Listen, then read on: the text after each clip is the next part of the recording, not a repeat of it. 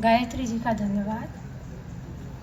गायत्री जी ने महर्षि स्वामी दयानंद सरस्वती जी का जो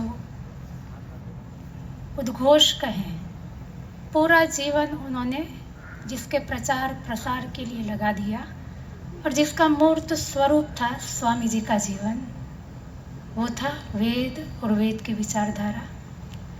उसके ऊपर अपने अमूल्य जो उनके विचार थे वो रखे हैं। वेद से हम दूर होते जा रहे हैं क्योंकि वेद को हम जानते नहीं हैं कि वेद क्या है क्या नहीं। मैं इसके लिए एक बात बताना चाहूँगी। एक है मेजर गौरव आर्य, रिटायर्ड मिलिट्री ऑफिसर हैं। कश्मीर में अनंतनाग में जब गए हुए थे तो उनके साथ एक आर्मी के चीफ भी थे। उनकी आदत है, उन्होंने बताया कि मेरे जेब में मैं हमेशा कुछ टॉफ़ियाँ रखता हूँ और बच्चे रास्ते में मिलते हैं तो उसको देता हूँ, बच्चे से संवाद करता हूँ। तो वैसे उनके जेब में टॉफ़ियाँ थी, कहीं रुके हुए थे और आसपास कुछ बच्चे थे तो बच्चे को बुलाकर उन्होंने टॉफ़ियाँ दी और ऐसे ही संवाद में उन्होंने पूछ लिया कि बेटे तुम बड़े होकर के क्या करोगे। छोटे छोटे बच्चे थे, टॉफ़ी वाले बच्चे छोटे ही होंगे। तो एक ने कहा मैं डॉक्टर बनूंगा, एक ने कहा इंजीनियर बनूंगा। वहाँ एक छोटी सी बच्ची भी खड़ी थी, थोड़ी दूर थी, चॉकलेट तो उसने भी ली थी, छोटी थी। तो वो देख रही थी, सबको पूछ रहे थे, बोल रहे थे। तो उन्होंने उस बच्ची को भी कहा, उनके पास जा कर के पूछा, छोटी सी, उन्होंने बताया मुश्किल से 5 या 6 वर्ष की होगी, उससे ज़्यादा बड़ी नहीं। तो उस बच्ची को पूछा बेटा तुम क्या करोगे बड़े होकर के। तो उसने जो जवाब दिया उस पे हमें चिंतन करना है। छोटी सी बच्ची ने, 5 साल की बच्ची, वो बच्ची बोली कि मैं बड़ी होंगी तो मेरे बच्चे होंगे और उन बच्चों को मैं जिहाद करना सिखाऊंगी। अब 5 साल की बच्ची को भी पता है कि उसको क्या करना है, क्लियर है उसका लक्ष्य। जिहाद किसको कहते हैं शायद हमको पता भी नहीं होगा और वो 5 साल की बच्ची तैयारी कर रही है जिहाद की। अभी 5 साल की है वो। जिहाद कहते हैं इस्लामिक जो धर्म की, वो अपने आप को धर्म मानते हैं, उसकी रक्षा के लिए जो युद्ध किया जाता है। जिस भी प्रकार से समाज के अंदर हम देखते हैं सारी जिहाद हैं। लव जिहाद शब्द तो आपने सुन ही रखा होगा। तो ये जिहाद के लिए उसका क्लियर आगे का भविष्य है कि मुझे यही करना है, पढ़ाई लिखाई नहीं। और हम अपने बच्चे को पूछे कि भाई तुम्हारा धर्म, बच्चे को छोड़ो माँ बाप को भी पता नहीं है कि भाई हमारा धर्म क्या। कोई हो सकता है शब्द बता दे भाई हम वेद को मानने वाले, वेद क्या, पूछो वेद के 4 नाम क्रम से बता दे, ये भी मुश्किल है। वेद के अंतर्गत क्या है वही तो गायत्री जी अभी बता रही थी। वेद के अंदर क्या है हमको पता नहीं। हमारा जीवन चरित्र कैसा होना चाहिए, क्या खान पान होना चाहिए, क्या दिनचर्या होनी चाहिए, क्या हम थे और क्या हम होने चाहिए। ये बाहर जो शिक्षा चल रही है स्कूल कॉलेज में, वहाँ तो संभव नहीं है। सरकारें भी कितनी भी अच्छी आ जाए, वेद की स्थापना करना सरकार से भी संभव नहीं है क्योंकि परिस्थितियां इतनी विपरीत हैं। सरकार भी जानती है कि नहीं। और सबसे बड़ी बात तो ये है कि जो कहते हैं अपने आप को कि हम वेद के संवाहक हैं, शायद वो भी नहीं जानते कि वेद क्या है। जानते हैं तो जीवन में नहीं है। हमारी खुशी की ये बात है कि आर्यवन विकास फार्म ट्रस्ट जो यहाँ इस परिसर में चलने वाली सभी संस्थाओं की मातृ संस्था है और इस पावन भूमि पर, या कहें ये भूमि पावन हुई जब स्वामी सत्यपति जी महाराज इस भूमि पर आए, वेद के साथ आए। यद्यपि इनका इतिहास हम सब जानते ही होंगे कि एक मुसलमान परिवार में पैदा हुए थे जो आज पाकिस्तान में है और 47 में जो मारकाट हुई विभाजन के समय, उस मारकाट को देख करके उनको वैराग्य हुआ और संयोग बने, वो भारत में आए।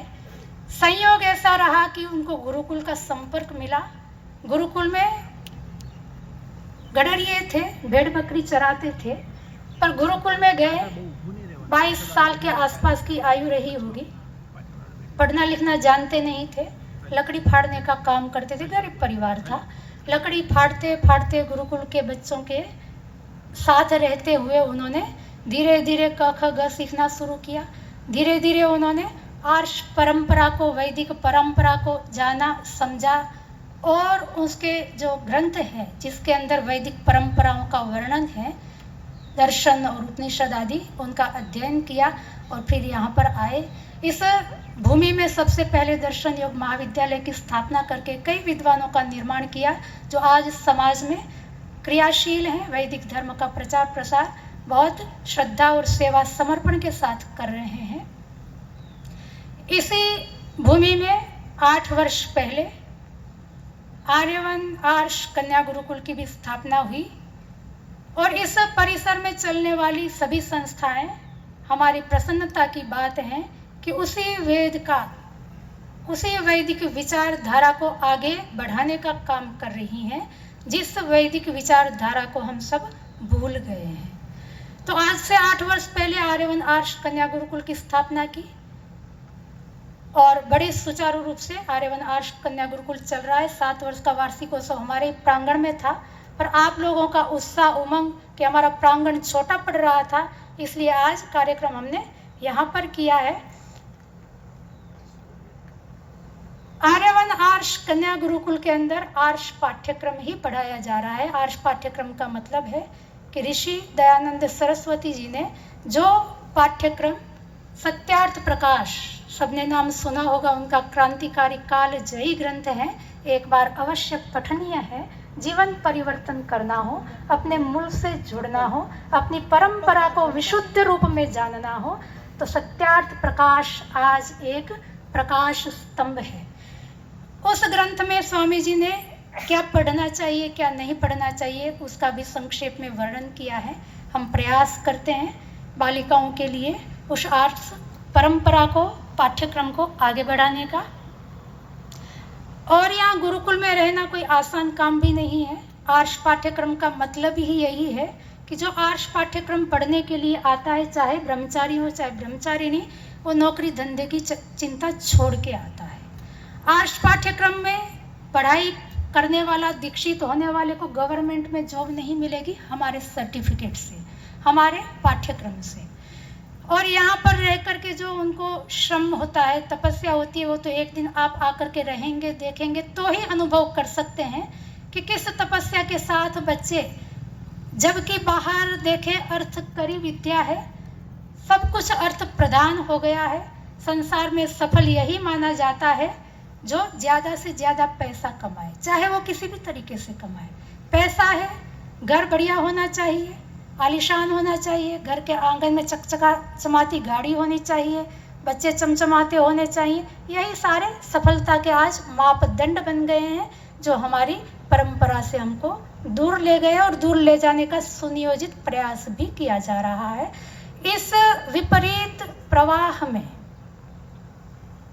धन को, अर्थ की इच्छा का त्याग करके गुरुकुल के अंदर पठन पाठन करना सबसे बड़ी बात तो ये है। और वो माता पिता भी धन्य हैं जो अपने बच्चों को, बच्चा तो चलो छोटा है, उसने अभी जीवन नहीं देखा, पर वो माँ बाप तो देख चुके हैं जीवन को। माँ बाप को तो पता है अर्थ की कितनी कीमत है, कितना महत्व है। वो माता पिता जो अपने बच्चों को इस तरह से गुरुकुल में पढ़ाई के लिए छोड़ते हैं, जिनके कारण जो कुछ भी वेद थोड़ा बहुत ही सही बचा हुआ है, वो उन माता पिता के कारण, विद्यार्थियों के कारण है। और गुरुकुल में माता पिता तो छोड़ के चले जाते हैं, वो तो आराम से घर में रहते हैं, पर गुरुकुल में आप देख रहे हैं जैसे पंखे नहीं है। हमारी छत में पंखे तो लटके हुए हैं, पर पंखे चलाने की अनुमति कुछ काल तक मैं देती नहीं हूँ, थोड़ा शारीरिक परिश्रम भी मैं करवाती हूँ। यदि भी पंखे हैं, ट्रस्टी तो एसी लगाने को कह रहे थे, मैंने एसी का मना कर दिया। कि एसी की तो ज़रूरत ही नहीं है,